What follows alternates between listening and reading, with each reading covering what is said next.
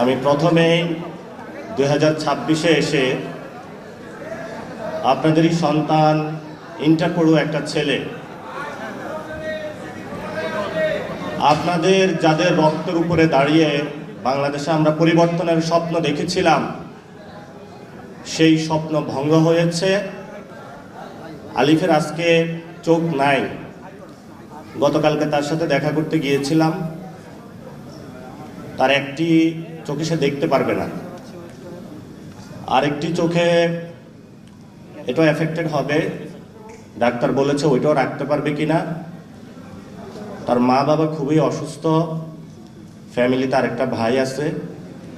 ও বারবার একটা কথা বলে যে আমাদের বাক স্বাধীনতা হরণ করা যাবে না।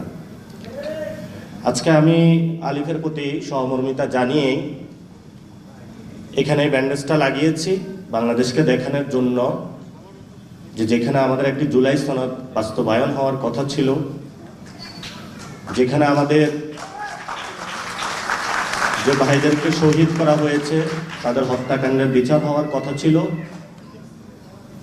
যাদের হাত কেড়ে নেওয়া হয়েছে, পা কেড়ে নেওয়া হয়েছে, চোখ কেড়ে নেওয়া হয়েছে, সেই মানুষগুলোর সুচিকিৎসা হওয়ার কথা ছিল, যেই ফ্যামিলিগুলো ক্ষতিগ্রস্ত হয়েছে তাদের ক্ষতিপূরণ পাওয়ার কথা ছিল, যেখানে একটা ইউনিটির কথা ছিল, সেখানে অনেকেই পকেটে নিয়ে টাকা নিয়ে হাঁটছে যে জুলাই শহীদ ফ্যামিলি বা আহতদেরকে টাকা দিয়ে ক্রয় করবে। কিন্তু আল্লাহর কি অশেষ লীলা খেলা, বাংলাদেশের শহীদ ফ্যামিলি এবং আহত যারা আছেন তাদের মন এত শক্ত এবং এত পবিত্র যে দুনিয়ার চাঁদ তারা নিয়ে আসলো এবং যত টাকা নিয়ে আসিস তাদেরকে কেউ ক্রয় করতে পারবে না বাংলাদেশে।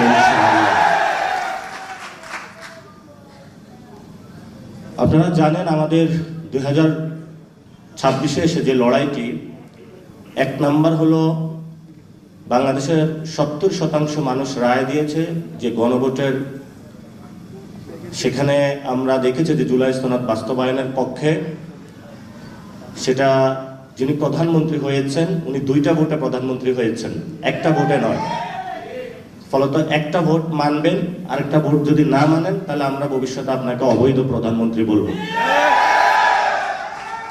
এই জন্য বাংলাদেশে যে কোনো মূল্যে, যেহেতু জনগণ রায় দিয়েছে, এই জনগণ 2026-এ যে রায় দিয়েছে, 1971 সালের আগেও এরকম একটা রায় দিয়েছিল যে আমরা বৈষম্যের বিরুদ্ধে দাঁড়াচ্ছি, আমাদের ভাত রুটি রুজি কেড়ে নেওয়ার অনেকে চেষ্টা করছে। সে রায়কে, জনগণের যে রায়টা আছে সেটাকে শ্রদ্ধা জানানো হয় নাই, ফলত বাংলাদেশ স্বাধীনতা লাভ করেছে। এরপরও জনগণ অনেক রায় দিয়েছে, সেটা বাস্তবায়ন করা হয় নাই। 90-এ 3 দল মিলে একটা রূপরেখা চূড়ান্ত করেছিল, সেই চূড়ান্ত রেখাটাও বাস্তবায়ন করা হয় নাই। ফলত শেখ হাসিনা 17 বছর বাংলাদেশে ফেসিবাদী ব্যবস্থা চালিয়ে দিতে পেরেছিল। এবং সেখানের 90-এর যে আন্দোলনটা হয়েছিল, যদি 3 দলীয় রূপরেখাটা বাস্তবায়ন করা হতো তাহলে শেখ হাসিনা 17 বছর থাকতে পারতো না এবং আমাদের 1400 ভাইও শহীদ হইতো না, অসংখ্য মানুষের হাত পা চলে যেত না। এবং অবশ্যই বাংলাদেশে যেহেতু জনগণ 70% জুলাই সনদের পক্ষে রায় জানিয়েছে, আমরা তারেক রহমানকে বলবো জনগণের রায়ের প্রতি শ্রদ্ধা পোষণ করুন এবং জনগণের ভিত্তির উপরে দাঁড়িয়ে রাজনীতি করুন। যে জায়গায় আপনি বসেছেন এটা আপনার চেয়ার না, এটা বাংলাদেশের শহীদ এবং শহীদ ফ্যামিলি এবং আহতদের চেয়ার। সেই চেয়ার দ্বারা যদি তাদের গণভোটের রায় বাস্তবায়ন না হয় তাহলে যারা শহীদ ফ্যামিলি এবং আহতরা সেই চেয়ার আপনার থেকে কেড়ে নেবে ভবিষ্যতে বাংলাদেশে। 2 নাম্বার, বাংলাদেশে সংস্কার বাস্তবায়ন হতে হবে। কেন হতে হবে? এই যে পুলিশের সামনে আলিফের চোখটা তুলে নেওয়া হলো, যদি পুলিশ আজকে সংস্কার হতো, কোনো দলীয় লেজুর ভিত্তি না করত, তাহলে আজকে আলিফের চোখটা চলে যেত না। যদি জুলাই সনদ বাস্তবায়ন হতো তাহলে এই ধরনের নগ্ন সন্ত্রাসী কার্যক্রম আমরা পথে দেখতাম না। সরকার একটা সংশোধন কমিটি গঠন করেছে, জুলাই সনদ বাস্তবায়ন করবে না এই মর্মে, এবং আমরা সরাসরি বলতে পারি যে বিএনপি জুলাইয়ের বিপক্ষে গিয়েছে। যদি বিপক্ষে না যাইতো তাহলে সংশোধন কমিটি তারা গঠন করত না। যেহেতু তারা সংশোধন কমিটি গঠন করেছে, পার্লামেন্টে আমরা আরো কথা বলবো। যদি এটা পার্লামেন্টে চূড়ান্ত না হয়, ইনশাআল্লাহ বাংলাদেশে যত শহীদ ফ্যামিলি রয়েছে এবং যতজন আহত রয়েছে তাদের আদালতে জুলাই সনদের রায় বাস্তবায়ন হবে ইনশাআল্লাহ। 3 নম্বর, আপনারা জানেন আমাদের সার্বভৌমত্ব। এই গণ অভ্যুত্থানের পর আরেকজন আমাদের বীর পুরুষ ছিলেন যিনি শহীদ হয়েছেন, শহীদ উসমান হাদি। উনি বাংলাদেশের আজাদির পক্ষে কথা বলেছিলেন, সার্বভৌমত্বের পক্ষে কথা বলেছিলেন। যাকে দুনিয়া থেকে সরিয়ে দেওয়া হয়, এই মানুষটা বিচার করা হবে বলে প্রধানমন্ত্রী প্রতিশ্রুতি দিয়েছিলেন। 5 মাসে তার কোনো প্রতিশ্রুতির বাস্তবায়ন দেখি নাই এবং ভবিষ্যতে দেখব বলেও আমরা আশা করি না তার থেকে। যে মানুষগুলো আহত হয়েছে, শহীদ হয়েছে, সেই মানুষগুলোকে মুক্তিযোদ্ধা মন্ত্রণালয় ব্যবহার করে 71-এর মুক্তিযুদ্ধের পরে এই মন্ত্রণালয় ব্যবহার করে অনেক কারসাজি হয়েছিল। এখন আমি বিভিন্ন গ্রামে গিয়েছি, 1 মিনিটে শেষ করব। আওয়ামী লীগের যতগুলো লোক আমাদেরকে খুন করেছিল, আপনাদের সন্তানদেরকে, তারা হলো বাহিরে ঘোরাফেরা করে সবাই। পুলিশও নিশ্চুপ, বিভিন্ন দলও নিশ্চুপ। আমরা যখন কথা বলতে যাই তারা বলে যে চুপ করে থাকেন, নাইলে চোখ উপড়ে ফেলবো। বললাম যে ভাই কি হয়েছে, একটু রাতের বেলা খোঁজ নেওয়ার চেষ্টা করলাম। প্রত্যেকগুলা সন্ত্রাসীর সাথে কারোর সাথে 10 লাখ টাকা, 12 লাখ টাকা, 15 লাখ টাকার বিনিময়ে ওসি এবং ওই জায়গার যারা দলীয় নেতৃবৃন্দ আছে তারা ভাগ বটোয়ারা করে তাদেরকে জেল থেকে ছেড়ে দিয়েছে। এখন তারা এসে আহতদেরকে হুমকি দিচ্ছে, খায়া ফেলবো, মায়েরা ফেলবো, সব করে ফেলবো।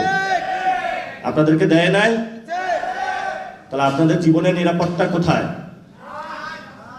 জীবনের যদি নিরাপত্তা না থাকে, প্রধানমন্ত্রী না দিতে পারে, তাহলে আমরা কি আবার সেই শহীদের খাতায় নাম লেখাবো, নাকি আমাদের জীবনের নিরাপত্তা আমরা নিশ্চিত করব বাংলাদেশে ইনশাআল্লাহ? আরেকটি বিষয় হলো, আমি অনেক জায়গায় গিয়েছি, অনেকে এসে কান্নাকাটি করে। ওসি, উপজেলা প্রশাসন থেকে শুরু করে বিভিন্ন জায়গায় আহত যদি কেউ পরিচয় দেয়, শহীদ ফ্যামিলি যদি কেউ পরিচয় দেয়, মনে হচ্ছে যে পৃথিবীতে সে সবচেয়ে অচ্যুত। প্রশাসন কথা বলে না। আপনারা তাহলে বাস্তব অভিজ্ঞতার সম্মুখীন হচ্ছেন। আমরা প্রশাসনের ভাইদেরকে বলবো, এখনো আপনাদের বিচার কিন্তু হয় নাই। প্রশাসনের মধ্যে অনেক খুনি আছেন এখনো লুকিয়ে। আবারও এখনো আহতদেরকে হলো 2 বছর পরে সহ্য করতে পারেন না, শহীদ ফ্যামিলিদেরকে। আমরা বলবো যারা প্রশাসনে এই খুনের সাথে জড়িত ছিল তাদেরকে বিচারের আওতায় নিয়ে আসার জন্য, এবং যারা আহত শহীদ ফ্যামিলিদের দেখলে তেলে বেগুনে জ্বলে উঠে, আমরা ওদেরকে চিহ্নিত করার চেষ্টা চালাবো, কারণ ওরা হলো গুপ্ত আওয়ামী লীগ। প্রশাসনে গুপ্ত আওয়ামী লীগ না থাকলে তাহলে তারা শহীদ ফ্যামিলি এবং আহতদের সাথে এই ধরনের আচরণ করতে পারে না। আপনারা আজকে এসেছেন, অনেকেই বলে আমি বিএনপির বিরোধিতা করি। আমার জীবনে আমি বিএনপির বিরোধিতা করতে যাইনি। প্রথমটা শুরু হয়েছিল, আমি যাত্রাবাড়িতে গিয়েছিলাম একটা প্রোগ্রামে, শহীদদের প্রোগ্রামে। গিয়ে এক শহীদ ফ্যামিলির বাবা, উনি বক্তব্য দিলেন। ওনাকে 10 লাখ টাকা অফার করা হয়েছে ওই দলের শহীদ ক্যাটাগরিতে নাম লেখানোর জন্য, 1 নম্বর। 2 নম্বর হলো, ওই দিন তারা একটা তালিকা প্রকাশ করে। তারা বলে যে বিএনপির হলো 447 জন বা 547 জন, এরকম একটা তালিকা প্রকাশ করে যে আমাদের দলীয় শহীদ হলো এতজন। আমি বাসায় এসে একটু ঘাটাঘাটি করলাম। ঘাটাঘাটি করে দেখি এই দাবিটা সত্য নয়। এরপর থেকে আমি এই জনযুদ্ধ শুরু করলাম। যারা বাংলাদেশের শহীদদেরকে দলীয় বানাইতে চায় তারা বাংলাদেশের শহীদদেরকে ধারণ করবেও না, আর জুলাই সনদকেও ধারণ করবে না। তাদের নামে এখন এই যুদ্ধ শুরু হয়ে গেল। এখন অনেকে বলে যে চুপ করে যাবেন, হামলা চালাবো, মামলা দিব। তো আমার এতদিন 2টা কথা ছিল, হয়তো কবর অথবা জেল।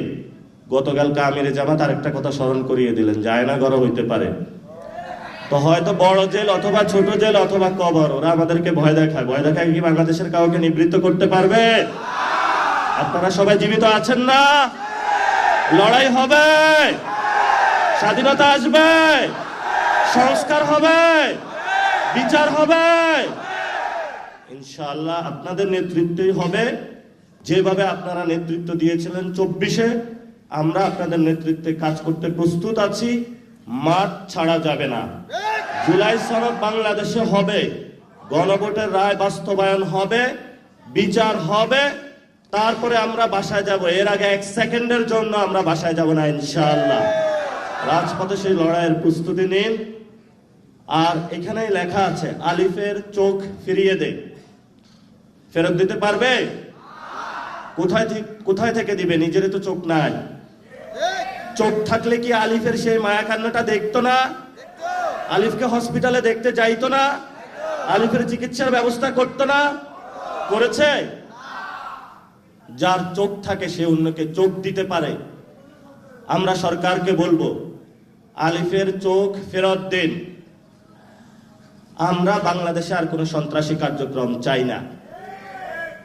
বাংলাদেশে আপনারা যা করছেন পুরো বাংলাদেশে, এটা আইন শৃঙ্খলা আপনাদের হাতে তুলে দিয়েছেন।